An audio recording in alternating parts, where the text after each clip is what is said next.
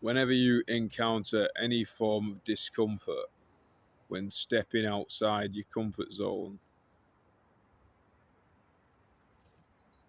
it's very important, in my experience, to find a sense of balance between what is often discussed as kind and self-sadism. So, like, carrot and stick method. You don't want to be. What you don't want to be is self-sympathetic. I would say that being kind to yourself is like, I don't know. I think I have the wrong association with the word sympathy. There's an attitude that I want to say that is like, it basically encapsulates fear and comes from a mother that shields her child from the darkness of the world and makes the child incompetent when faced inevitably by it. And because of the way we're often raised, I think that sadly enough, a lot of parents do that, whether they know it or not. So, when you grow up, you're going to have like aspirations, and and in order to achieve those things, if they are proper aspirations, you will have to overcome obstacles in order to do that. I'm talking, common sense here, but it's to load up a point. If you start cutting the corners off people's fucking paths, when the corners are sharp, they're not going to be able to fucking avoid the fact that they're sharp. So why cut them off in the first place?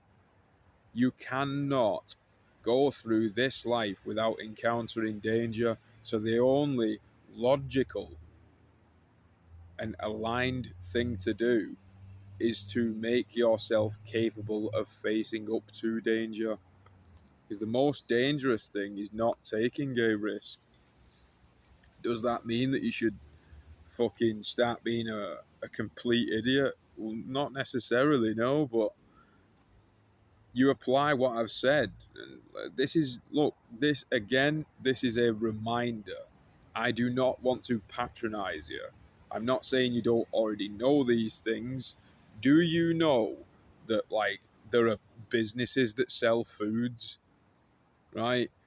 What do advertisements do? What is everybody actually banging on about? Look, I think there's something biting me. What is everybody fucking banging on about all the time? What are we actually reminding and directing each other's focus to? Somebody says something to or you say something to somebody, it can change the path of their decision making.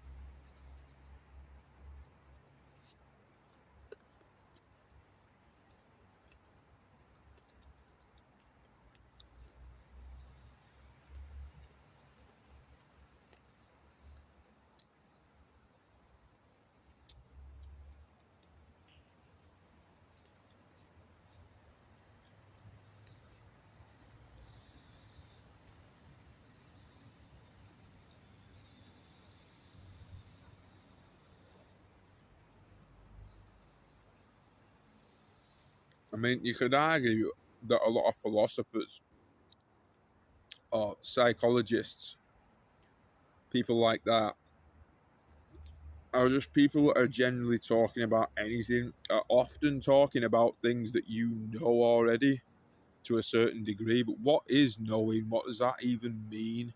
Because you can know something in theory, but do you fully grasp the energy of what a sacrifice means? Because that's enlightenment. Relatively speaking, enlightenment is when you understand energy transfer, aka sacrifice. Why does something behave as it does? What is the reason and function for a form of transformation? That is enlightenment. and you have your own form of enlightenment relative to your own nature and perception. So anybody that tells you that they're definitively enlightened is not enlightened, because that's like somebody who claims to have already explored the ocean, all of it, before they even have. How can you claim to know every inch of the fucking universe? One little tweak to your perceptual sort of like makeup, and it can change your entire outlook on everything. So, and you ought to ask yourself why. I mean, like, you know, I always make this point: if you're a being in an infinite void of time with manifestation ability, what would you do? Or at least not what would you do, but how would you actually design what it is that's to become of this infinite void? You'd make it so it can't get boring. But boredom is part of the not boringness, because there has to be contrast. And whether I butter that up or not, you still know what I mean. I'm a bit sick of buttering things up at this point, to tell you the truth.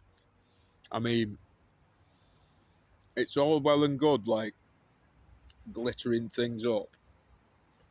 But at the end of the day, if you can say things and somebody understands what it is in a simple form, I can glitter it up if I feel like it.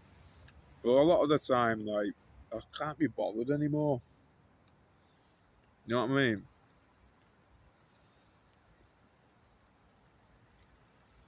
Because I think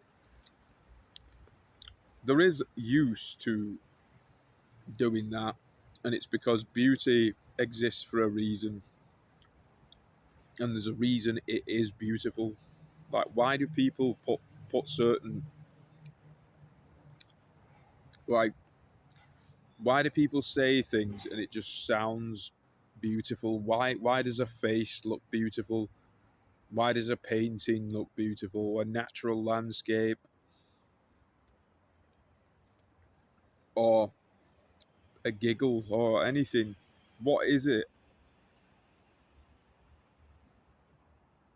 Leave that rhetorical. But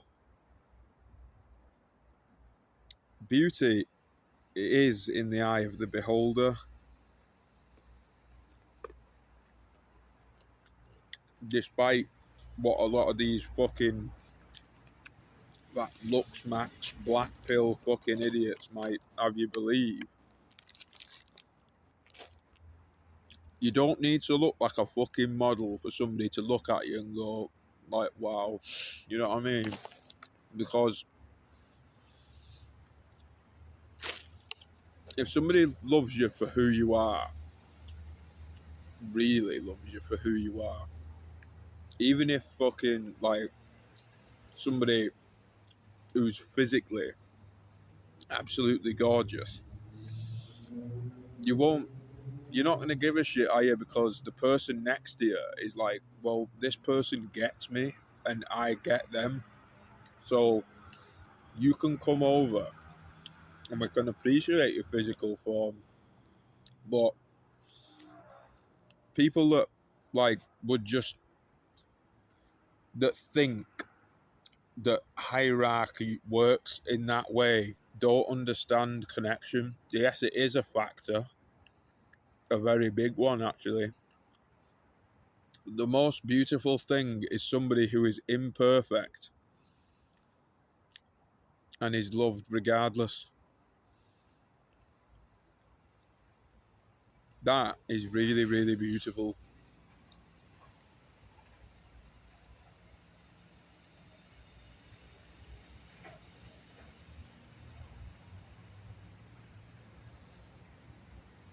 You know, everybody who's got an ounce of good intention in the heart, who isn't a complete piece of shit, deserves to be well appreciated and loved without threat of fucking betrayal just because of some natural attraction law.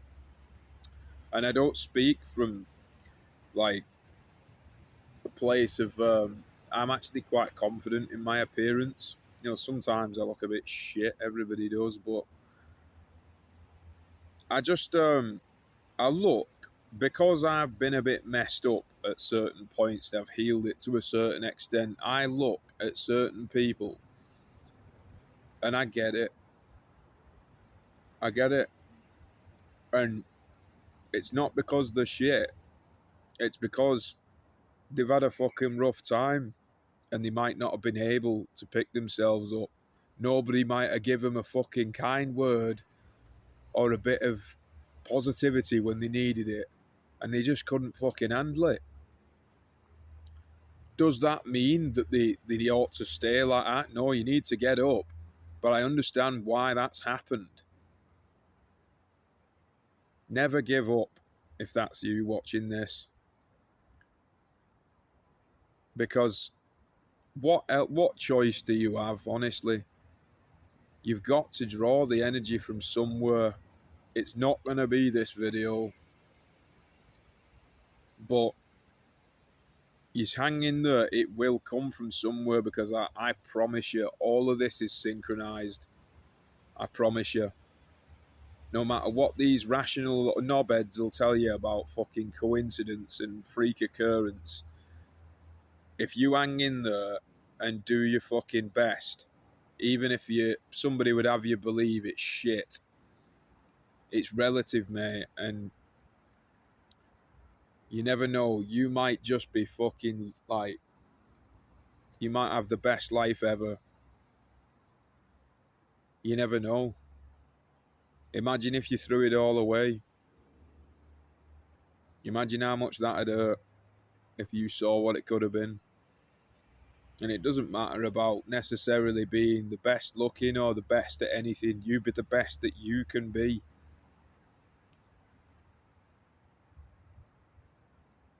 And that is what it's all about. That's what the universe wants from you and from anybody. Thank you for watching.